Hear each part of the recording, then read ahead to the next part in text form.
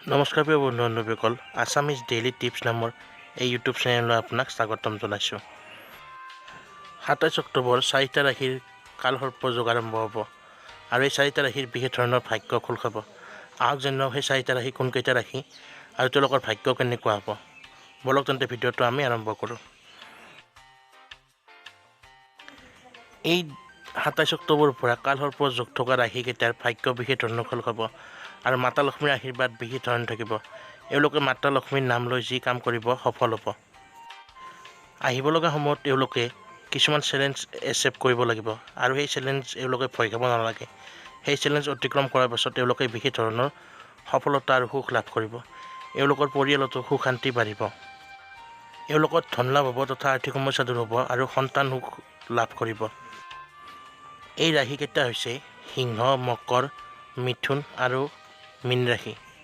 বন্ধু বান্ধৱীসকল, আপোনালোকৰ ৰাশিও এই ৰাশিকেইটাৰ মাজত আছে নেকি? তলত কমেণ্ট কৰি জনাব। আৰু যদি ভিডিঅ'টো ভাল পালে লাইক, কমেণ্ট, শ্বেয়াৰ কৰি দিব। লগতে সদায় এনে ধৰণৰ ভিডিঅ' পাবলৈ আমাৰ চেনেলটো ছাবস্ক্ৰাইব কৰি দিব। ধন্যবাদ।